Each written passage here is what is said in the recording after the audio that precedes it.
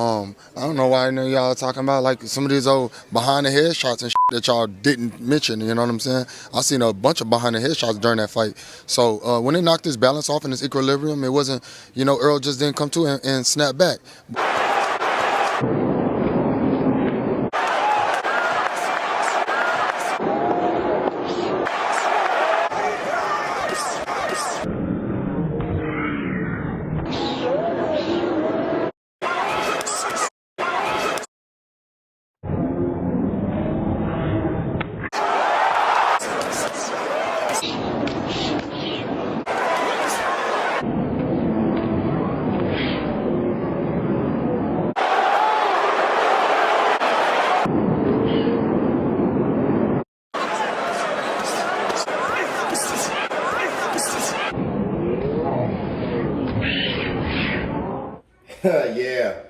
Yeah, okay. A ball flat? Look, a lot of you guys were asking me to discuss what Jermell Charlo had to say about the rabbit punches. I seen a bunch of behind the head shots during that fight. Here's my take on it. First, we have to be careful. We have to be careful here. We have to be careful because rabbit punches are extremely dangerous. So we definitely have to be sensitive and empathetic to how damaging rabbit punches could be. The first person to pop in the head is Pritchard Colon. Para desearle una victoria en febrero 27. Dale. Trata de extender el hombro. Vamos, papi. Go. Exacto. Mira cómo mueve el hombro y el codo. That's who precisely Deontay, the Bronze Brother Wilder, was talking about in his post-press conference against Robert Helenius. Richard Colon, you're correct. This man ain't have no kids. Man,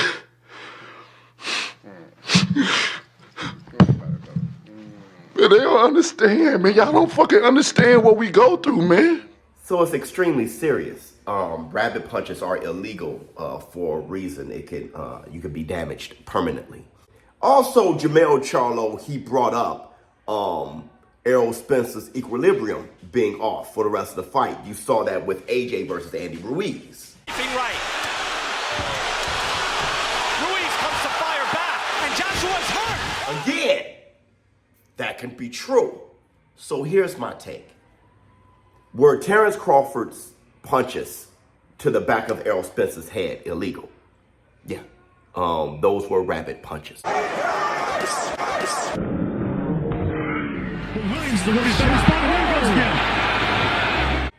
But they weren't intentional. Understand, Terrence Crawford was landing illegal shots to the back of Errol Spence's head, but they weren't intentional.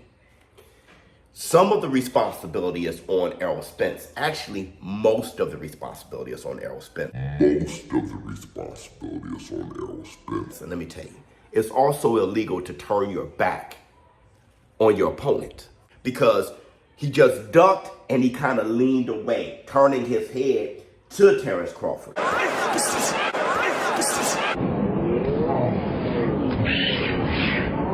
Now, that isn't protecting yourself at all times, okay? If you look at Mike Tyson didn't just duck, he weaved.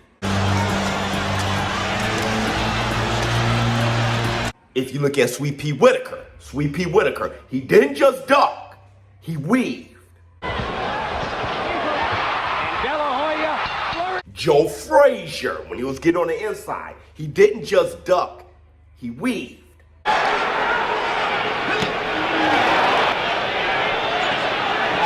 Round one.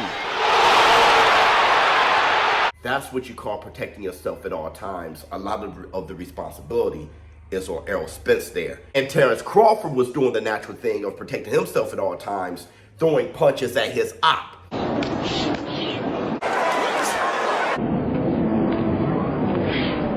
But the motion of the punches, raining down the punches. I know Triple G does that, Maidana does that, but those punches thrown and landed weren't intentional to land on the back of Errol Spence's head. So I'm going to say this, to wrap this all up.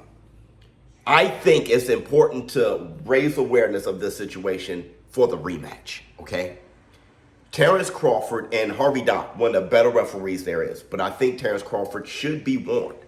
If with this awareness now, if you see him raining punches down, okay, he should be warned. But I think most of the adjustments must be made on Team Spence, on showing Spence how to duck and protect himself, duck and weave. Because just bending down and exposing the top of his head, he can seriously be damaged, okay? I mean, really, really damaged. And you must protect yourself at all times. So I do say that the punches landed by Terrence Crawford were rapid punches, most of the responsibility, in my opinion, would be on Errol Spence here. All right, let me know how you feel in the comments below. ShowBizz for Adult. I'm out.